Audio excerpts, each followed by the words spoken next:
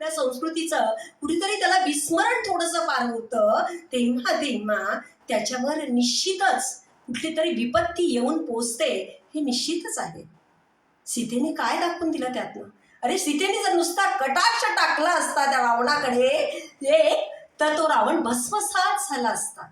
पण सीता मैया केवळ केवळ ना केवळ आपल्या पुढच्या पिढीला, आपल्या पुढच्या युगात येणाऱ्या प्रत्येक मानवाला काहीतरी शिकवण द्यायची होती, म्हणून ती रावणाबरोबर गेली.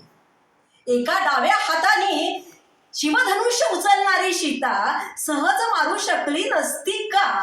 हा विचार जर आपण कधी केला मनामध्ये, तर निश्चित लक्षात येतं की ती सीता मैया होती, ती साक्षात भगवती होती, साक्षात लक्ष्मी होती, सगळे स्वरूप तिच्यामध्ये होते. आणि ही जगाची जननी ती केवळ बंदिस्त झाली, मानवाला काहीतरी तिला पुढे शिकवायचं होतं म्हणून. आणि सीता मैया त्या वनामध्ये त्या राक्षसाबरोबर गेली, आणि गेली असताना त्यांनी अनेक तिला दालनं दाखवली, अमिष दाखवली. हे हिऱ्याचं आहे, पाचू आहे, माणिक आहे, मोती आहे, सुवर्ण लंका आहे माझ्याकडे. तुझ्या त्या भिकारी असलेल्या वनात फिरणाऱ्या नवऱ्याकडे काय आहे? बघा त्याच्या पायाला केवढ्या म्हणून वेदना झालेल्या आहेत, भेगा पडलेल्या आहेत. अशा या जटाजूटधारी वल्कल नेसलेल्या माणसावर प्रेम करतेस? असं वारंवार येऊन रावण तिला सारखा वदवायचा, आणि सीता मैया त्याच्याकडे न पाहता त्याच्याशी संवाद साधायची. खरंच देवांनी आपल्याला अनेक शिकवणी दिलेल्या आहेत. त्यातच आपल्याला सगळ्यांना माहिती आहे की हनुमंतासारखा भक्त होणे नव्हे, भक्ती करावी तर रामावर हनुमंतासारखीच करावी. आपलं विनयशील राहून सतत भगवंता तूच सगळं करतोयस रे बाबा, मी कोण करणारा. आणि हा हनुमंत जेव्हा जेव्हा भेटला रामाला, तेव्हा तेव्हा काहीतरी चांगलं करून गेला, चांगलं करण्यासाठी त्याचा जन्म झाला होता मुळी.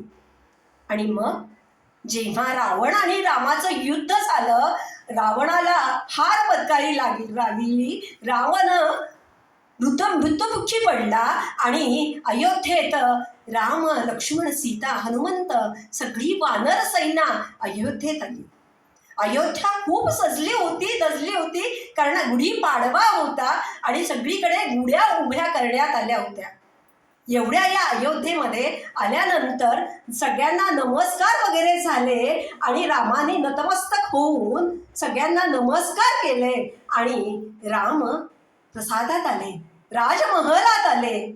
स्वतः सगळी वल्कल असलेली ही जी नेसलेली 14 वर्ष नेसलेली जी वस्त्र होती ती काढून टाकली. भरताने स्वतः राजमुकुट रामाच्या डोक्यावर चढवला, आणि सगळ्यांचे डोळे पाणावले. सुंदरसं वस्त्र नेसली, आणि त्याच्या कमरेला एक रेशमी शेला लावला.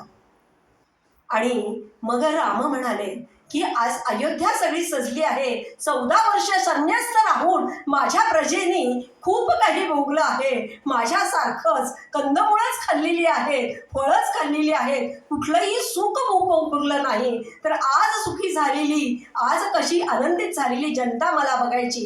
हे पंचायतन राम, लक्ष्मण, सीता, हनुमंत, भरत आणि हनुमंत सगळे हे निघाले असताना त्या नगरीतून, अयोध्या नगरीतून जात असताना ठिकठिकाणी सुंदरशा गुड्या उभ्या केल्या होत्या नवीन वस्त्रांच्या.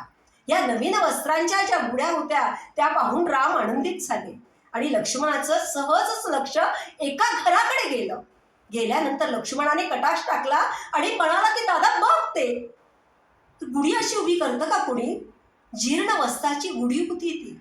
एक जीर्ण वस्त्र त्या गुढीला लावलेलं होतं, आणि रामाने एकदम बघितलं की अरे मग ह्या घरात जाऊन बघायला पाहिजे की गुढी अशी का उभी केली.